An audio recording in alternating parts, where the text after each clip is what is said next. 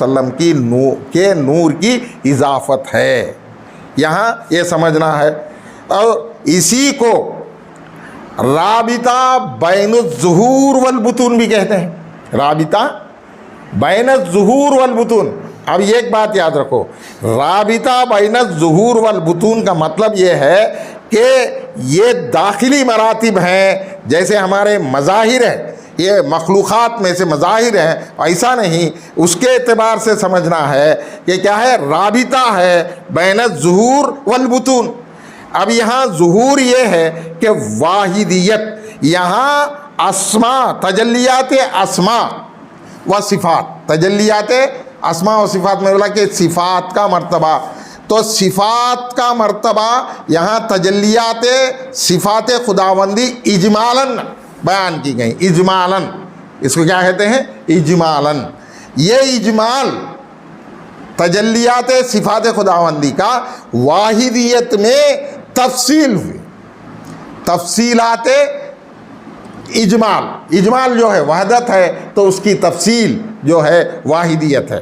سمجھ میں آئی کہ یہ اجمال ہے، وہ تفصیل ہے، اس لیے کہ یہ سینٹر میں ہے، سینٹر میں کیسا، احدیت اور واحدیت، بیچ میں وحدت۔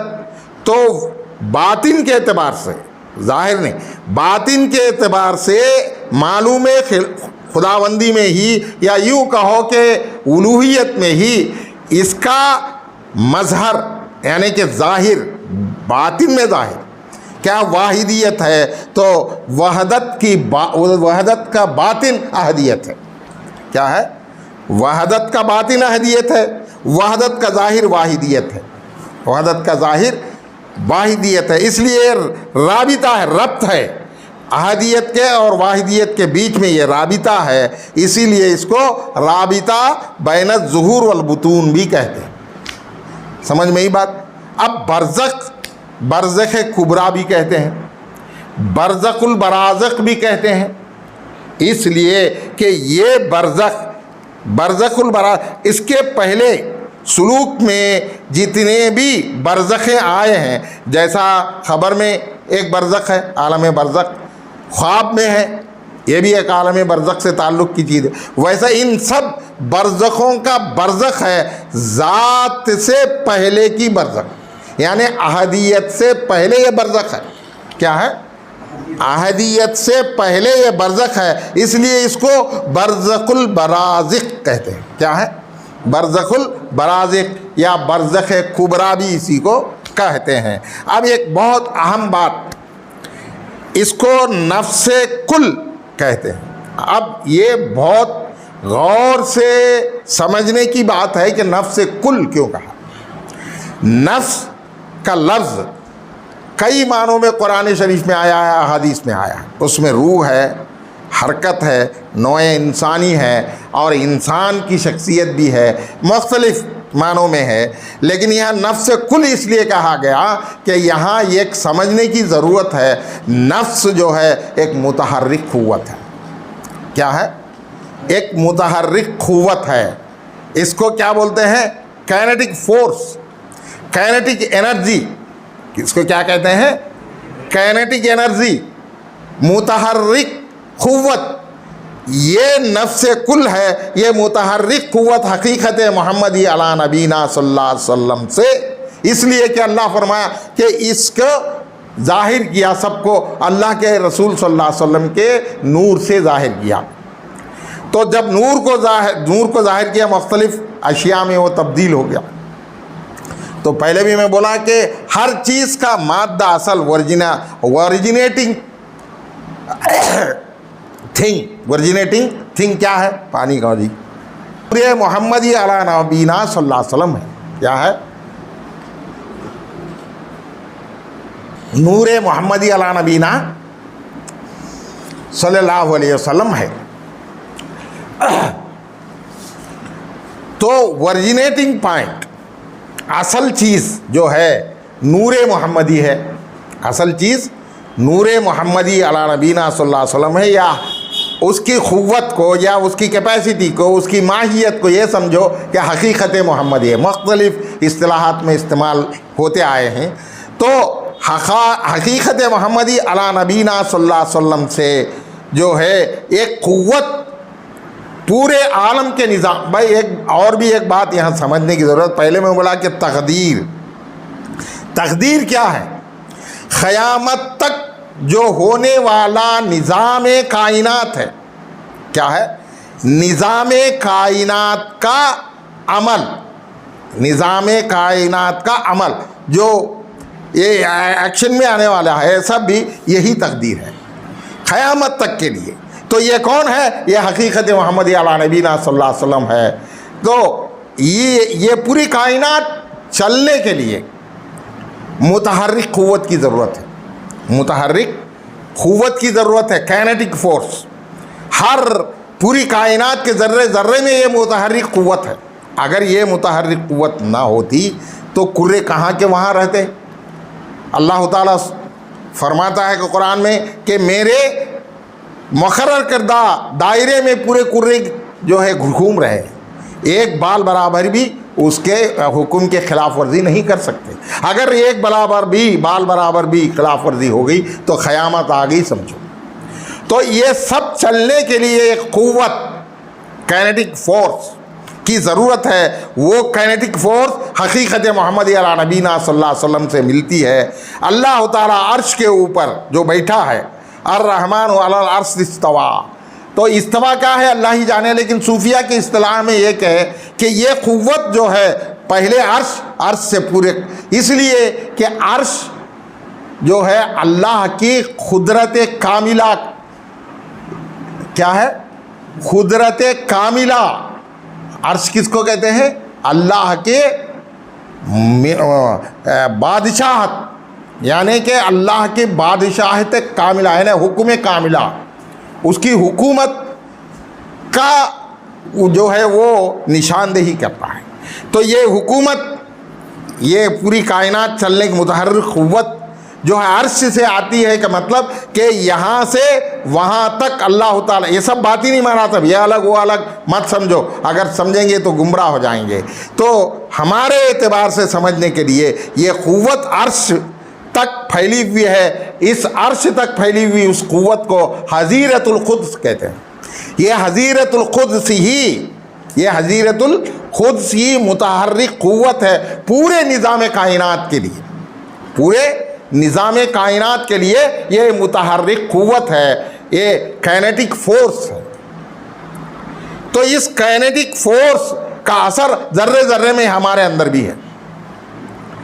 جہاں فورس ہے، جہاں کائنیٹک فورس ہے یعنی متحرک قوت ہے، تو اس سے کیا پتہ چلتا ہے کہ وہاں حرکت ہے. کیا ہے؟ وہاں حرکت ہے. جہاں حرکت ہے وہاں حیات ہے. جہاں حرکت ہے وہاں حیات ہے.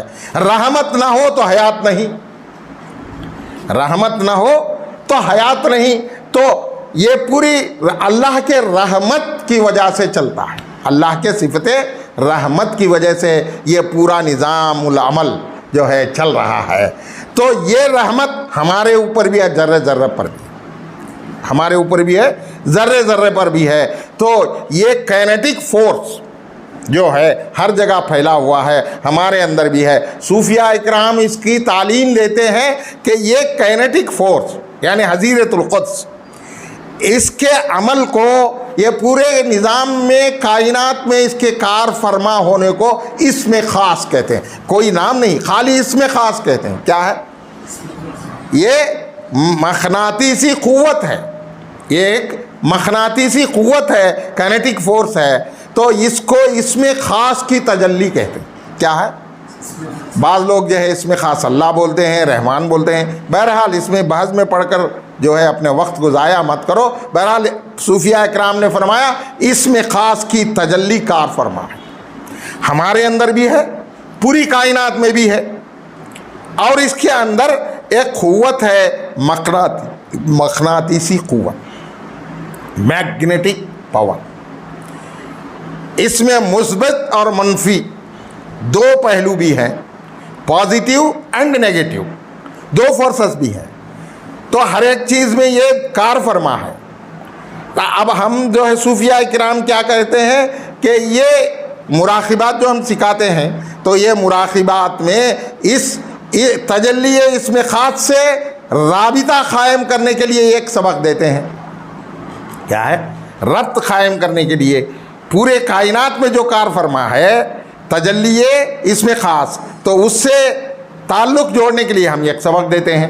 وہ آپ کو بھی دیا ہوں کہ انشاءاللہ اس کی بھی تفصیل بیان کریں گے. اس سے کیا ہوتا ہے کہ آدمی اس سبق سے ایک ایسی قوت جو ہے اس کے اندر پیدا ہوتی ہے کہ وہ کائنات کے اندر جو کار فرما ہے اس میں خاص کی تجلی، اس سے ربط قائم یعنی رابطہ قائم ہو جاتا ہے. اس کے وجہ سے وہ حضیرت القدس کے ذریعے سے حقیقت محمدی علی نبینا صلی اللہ علیہ وسلم تک پہنچ جاتا ہے. یہ الگ چیز ہے. اب اس کی بھی تفصیل انشاءاللہ وحدت جو پہلا نزول ہے یا تعین اول ہے، اس کو سمجھانا ذرا مشکل ہے. میں بار بار ان اصطلاحات کو آپ کے دماغ میں بیٹھنے تک سمجھاؤں گا انشاءاللہ، پیچھے نہیں ہٹوں گا. سمجھنا ہے، بولنا. جب بھی سمجھ میں نہیں آیا ڈاؤٹ فوراً پوچھو کہ میں جو ہے آگے نہیں بڑھوں گا، آپ کو سمجھاتے رہوں گا کہ یہ بہت اہم مرتبہ ہے تعین اول یا وحدت کا مقام. تو یہاں سے عیان ثابتہ کا جو ہے تعلق شروع ہوتا ہے. یہ عیان ثابتہ بہت اہم چیز ہے سلوک کے علم میں. یہ سب ظاہری، یہ سمجھو کہ یہ خال میں بولتا ہوں. ہمارا طریقہ یہ ہے اس خال کو سننے کے پہلے ہم حال کو لائیں. اب اس لیے کہ میں انٹروڈکٹری طور پر یہ بولتا ہوں، حالانکہ ہمارا مقصد یہ نہیں. ہمارا مقصد جو ہے حال کے ذریعے سے اس کیفیت کو پالیں، اس کا مشاہدہ ہو. ارے بھائی، میں ایک بار پہلے بولا تھا کہ تصوف کس کا نام ہے؟ اخلاق تو ہے، لیکن تصوف کا ڈیفینیشن کیا ہے؟ جیسا ہمارے بزرگوں سے ہم نے سنا، علم اجمالی تفصیلی ہو. کیا ہے؟ علم اجمالی تفصیلی ہو، علم تفصیلی کشفی ہو. علم تفصیلی کشفی بن جائے، یہ تصوف ہے، علم تصوف ہے. تو ہم کو پہلے اجمالاً جو کچھ بھی جاننے میں آیا اس کی تفصیل ہمارے ذہن میں آ جائے، ہم کو سمجھ میں آ جائے. جو چیز تفصیل سے سمجھ میں آئی وہ کشفی ہو، سامنے موجود ہو. اس کو علم تصوف کہتے ہیں. علم تصوف یہ ہے کہ علم اجمالی تفصیلی ہو اور علم تفصیلی کشفی بن جائے. تو یہاں اس لیے میں بولتا ہوں کہ ہم کشف یا احوال کے ذریعے سے ان مقامات کو سمجھنا افضل ہے، یہاں تھیری سمجھنے سے بھی. ان کا تعلق کسے مراقبات سے ہوتا ہے، ان کا تعلق مراقبات سے ہوتا ہے. تو اب اس کے بارے میں ایک بولوں تو اسی مرتبے کو دوات بھی کہتے ہیں. جو دوات قلم لکھنے کے لیے دوات ہے، اس کی ایک حقیقت ہے، لیکن اس کی حقیقتوں کو بیان کرنے سے پہلے یہ سمجھ لو کہ پہلے میں بولا کہ لوح محفوظ بھی ہے، تقدیر بھی ہے، دوات بھی ہے، نون بھی ہے. کیا؟ نون بھی ہے. تو اب سمجھ میں آنے کی ضرورت اس کی ہے کہ اس مرتبے میں کیا ہے؟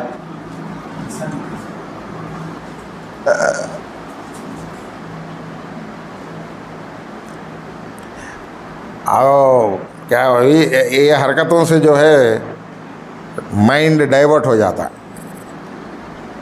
خیر، بہرحال یہ مقام کو ہی دوات بھی کہتے ہیں.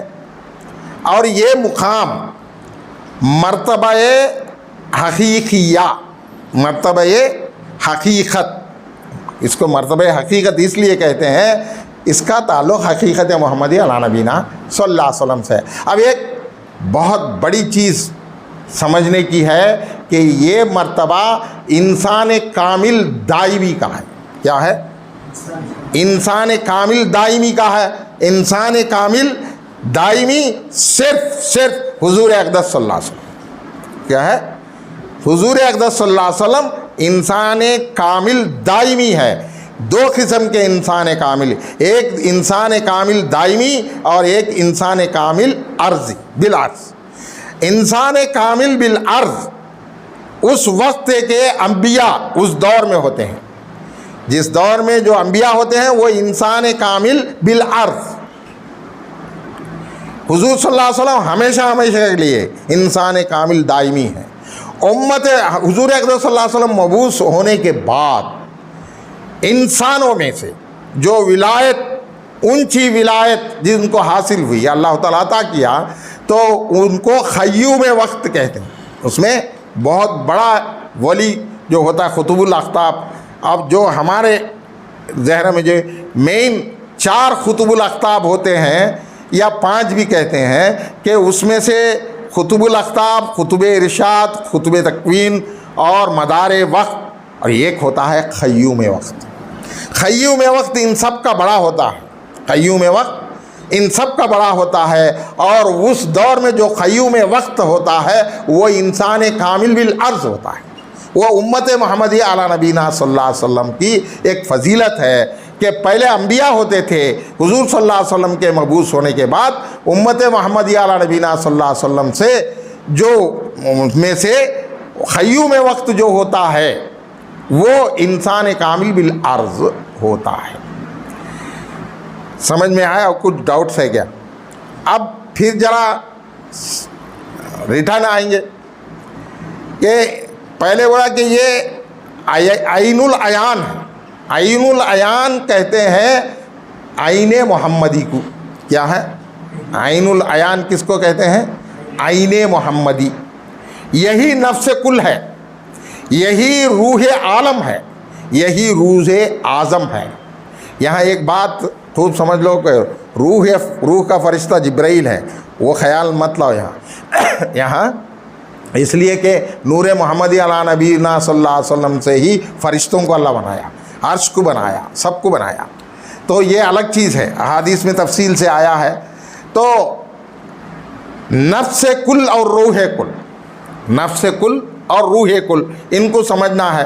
نفس کل متحرک قوت، نظام کائنات میں جو متحرک قوت ہے وہ نفس کل ہے۔ جو حیات کا مادہ ہے وہ نفس عالم ہے، وہ حیات کا مادہ نفس روح عالم ہے، وہ حیات کا مادہ ہے، تو یہ روح عالم بھی حقیقت محمدی علی نبینا صلی اللہ علیہ وسلم ہی ہے۔ یہ فرق جانو، اس کی تفصیل انشاءاللہ عالم ارواح کے بارے میں بولنے کے وقت میں روح اور نفس کا تذکرہ انشاءاللہ اللہ توفیق دے تو بولوں گا۔ تو اب سمجھ میں ہی بات کہ کیا ہے، تو یہاں غور طلب بات یہ ہے کہ کنفیوز نہ ہو، اور حقیقت محمدی علی نبینا صلی اللہ علیہ وسلم